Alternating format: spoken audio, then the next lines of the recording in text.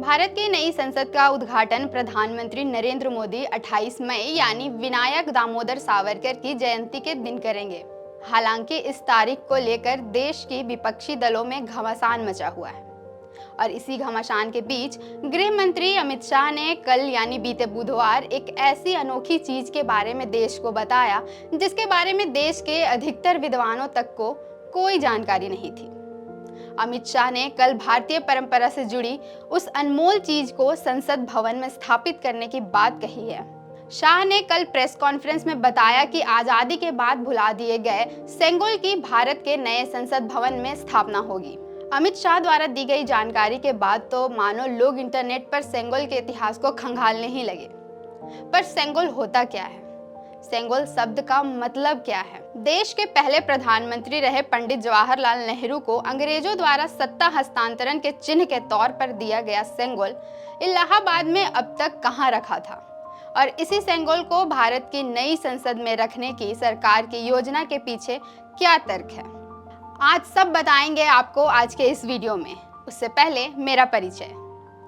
नमस्कार, मेरा नाम है अवंतिका और आप देख रहे हैं द फोर्थ पिलर .न्यूज।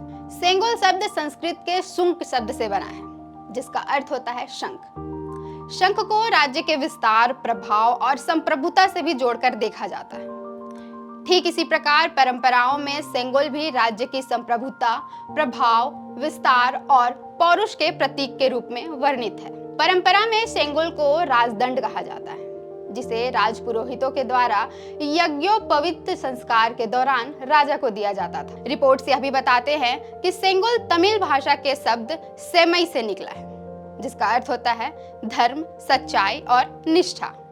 इसके पीछे का इतिहास क्या है?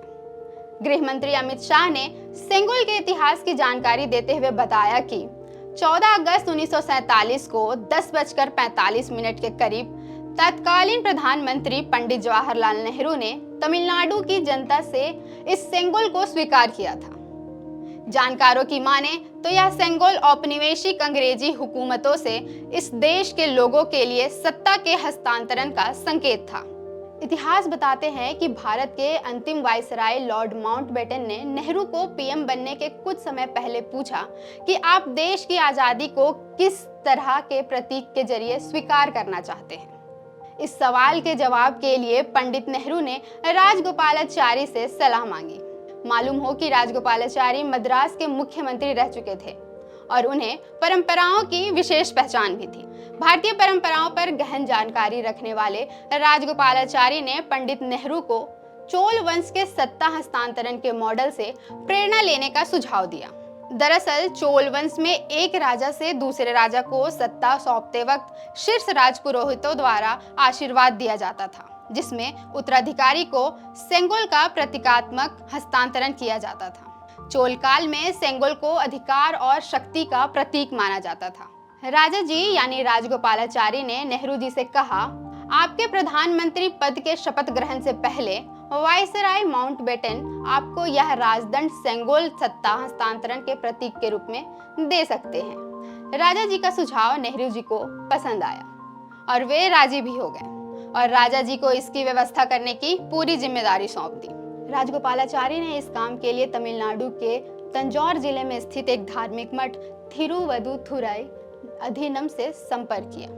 ये अधिनम मठ से जुड़े संस्थान है जो भगवान शिव की शिक्षाओं और परंपराओं का पालन करते हैं। उनकी विशेषज्ञता और न्याय और धार्मिकता के सिद्धांतों के गहरे जुड़ाव को स्वीकार करते हुए राजा जी ने सेंगोल की तैयारी में उनकी सहायता मांगी। इस प्रकार थिरुवदुथुराई अधिनम के शीर्ष पुजारी की मदद से एक सेंगोल का निर्माण किया जिसकी लंबाई लगभग 5 फीट थी।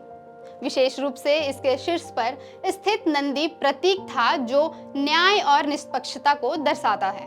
सेंगोल को तैयार करने का काम चेन्नई के जाने माने जौहरी बुमिद्दी बंगारू चट्टी को सौंपा गया था जिनको इस क्षेत्र में महारत हासिल थी। रिपोर्ट्स बताते हैं कि सेंगोल राजदंड आखिरी बार मुगल साम्राज्य द्वारा इस्तेमाल किया गया था।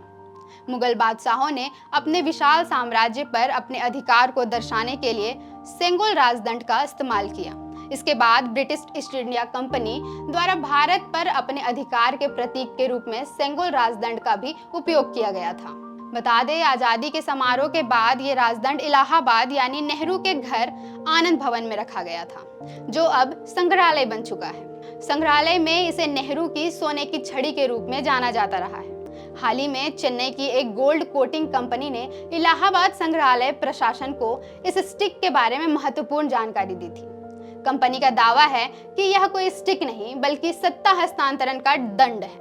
गोल्डन ज्वेलरी कंपनी बीवीजे का दावा है कि 1947 में उनके वंशजों ने ही इस राजदंड को अंतिम वायसराय के आग्रह पर बनाया था। तो ये थी भारत के नए संसद भवन में लगने वाली उस सेंगोल की कहानी, जिसे नेहरू ने अंग्रेजों से सत्ता हस्तांतरण के प्रतीक के तौर पर स्वीकार किया था। कैसी लगी आपको हमारी ये जानकारी, हमें कमेंट बॉक्स में जरूर बताएं। साथ ही अगर आप हमारे नए दर्शक हैं तो हमारे चैनल को सब्सक्राइब भी करें।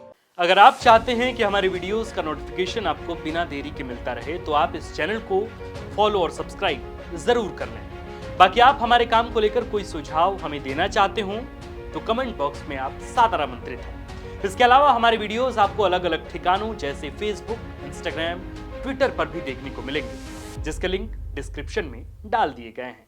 शुक्रिया।